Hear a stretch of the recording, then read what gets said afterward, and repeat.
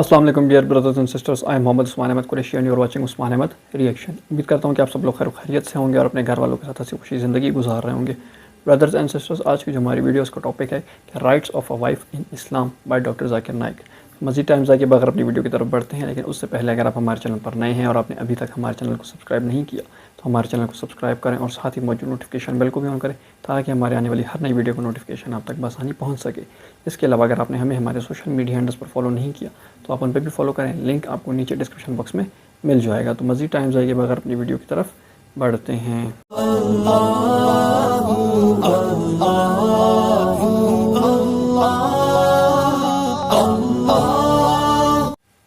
Now we'll discuss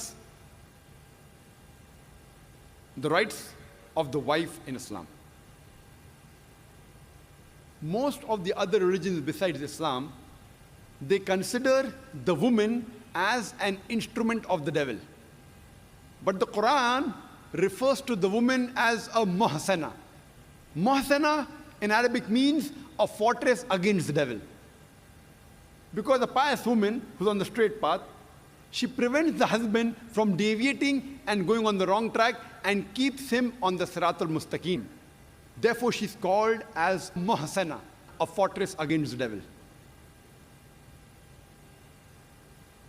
The Quran in Surah Nisa, chapter number 4, verse number 21, refers to marriage, to nikah, as a sacred covenant. It's a sacred covenant, a sacred contract between the husband and wife.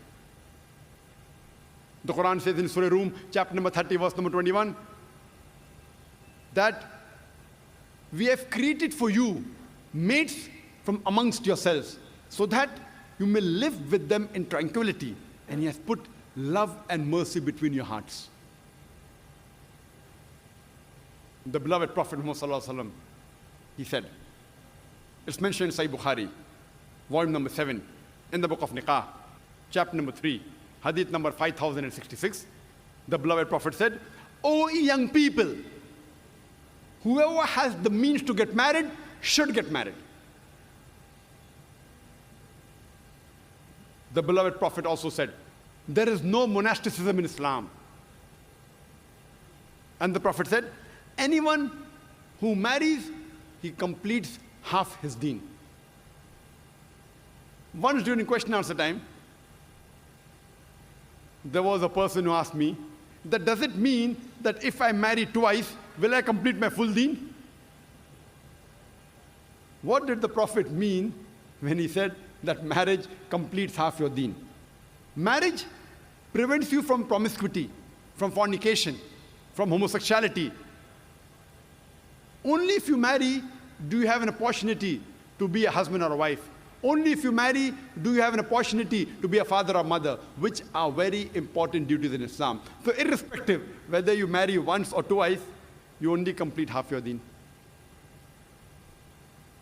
In Islam, for a marriage to solemnize, taking the permission of both would-be husband and wife, the man and the woman, is equally important. The Quran says in Surah Nisa, chapter number 4, verse number 19, do not inherit the woman against their wishes.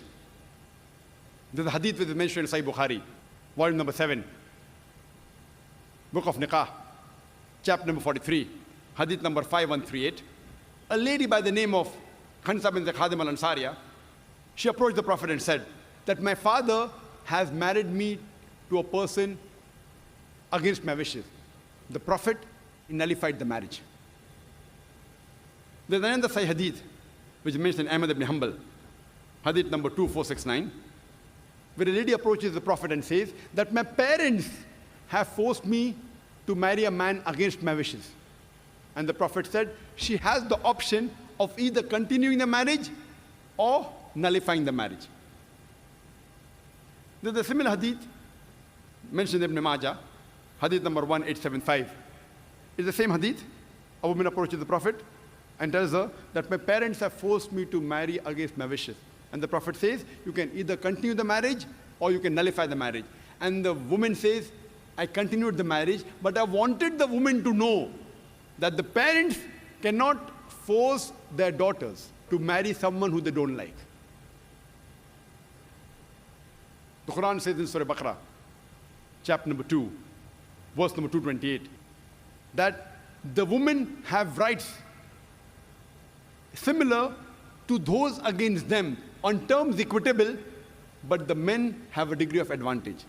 Based on this verse of the Quran, men and women are equal except in leadership. The Quran clearly says that the women have rights, those similar to them, on terms equitable, but the men have a degree of advantage. Now, many of the Muslims, they misunderstand this ending phrase that the men have a degree of advantage, and they think that men are superior. And they quote the verse of the Quran, "Ar-rijalu qawwamuna 'ala an-nisa," that the men are superior to the women. So Allah has said, the men have degree of advantage, the men are superior. What they're quoting is the verse of the Quran which was recited by a wonderful Qari from Surah Nisa, chapter number 4, verse number 34, which says, "Ar-rijalu qawwamuna 'ala an-nisa," that the men are the qawwam of the women. What is the meaning of the Arabic word qawwam? Qawwam comes from the root word aqama, which means to stand up for. How we have aqama before salah, we stand up for salah. So this Arabic word qawwam means the men have 1 degree of additional responsibility and 1 degree additional service towards the woman, not 1 degree of superiority to boss over the woman. And if you read the tafsir of Tabari, he says the Arabic word qawwam means 1 degree of additional responsibility. Because if you read the verse ahead, the verse says that Allah has given men more strength than the women. So because of that advantage, it's the duty of the men that they should take care of the woman, they should not boss over her.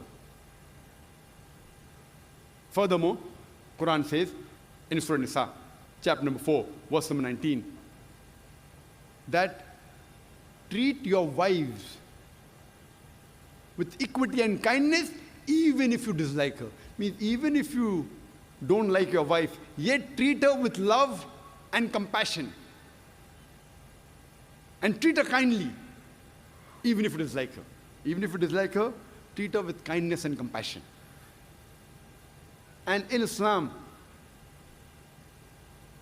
we do not consider calling the women as housewives. Housewives.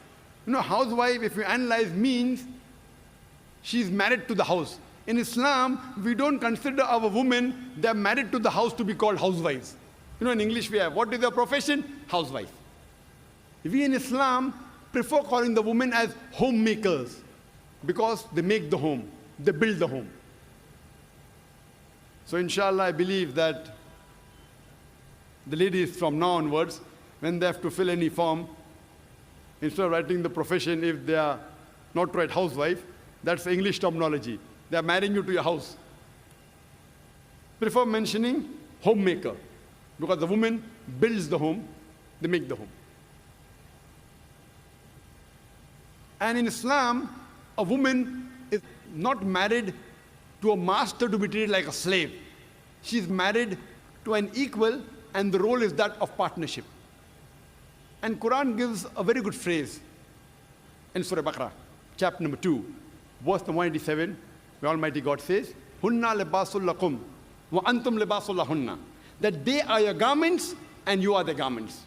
That means your wives are your garments and you are the garments of your wives. What is the role of garment? The role of the garments is to beautify, to conceal, to protect. The husband and wife, they conceal each other's faults. They beautify each other. They help each other. It is the role of hand and glove. बिल्कुल नाज़रीन, आपने जैसे कि देखा काफ़ी ज़्यादा इन्होंने detail में बताया, वो भी बिल्कुल रेफरेंसेस के साथ। तो यही चीज़ है कि जितनी इज़्ज़त, जितने हुकूक, जितने राइट्स ख़ातून को यानी कि वुमेंस को इस्लाम में दिए गए हैं, उतना और किसी रिलीजन्स में नहीं दिए गए। बल्कि जैसे कि डॉक्टर जाकिर नाइक साहब ने भी जैसे कि बताया कि ज़्यादातर रिलीजन्स में, मोस्ट ऑफ द रिलीजन्स में वो वुमेन को as instrument of devil consider करते हैं, जबकि इस्लाम में जो है वुमेन को हम मोहसिना यानी कि फोर्ट्रेस अगेंस्ट डेवल मानते हैं। تو امید کرتا ہوں کہ آپ نے اس ویڈیو سے کچھ نہ کچھ سیکھا ہوگا، اور سیکھا ہے تو لازمی اس کو دوسروں تک شیئر کریں تاکہ وہ بھی ٹروتھ کو جانیں اور اس کو ایکسیپٹ کریں، اور آپ خود بھی ٹروتھ کو سرچ کریں، جانیں اور اس کو ایکسیپٹ کریں۔ ویڈیو پسند آئی تو لائک اور شیئر کرنا نہ بھولیں، اور ساتھ ہی ساتھ اپنے قیمتی رائے کا اظہار لازمی کریں۔ بہت جلد انشاءاللہ آپ سے ایک دوسری ویڈیو میں ملاقات ہوگی، تب تک کے لیے السلام علیکم ورحمۃ اللہ وبرکاتہ۔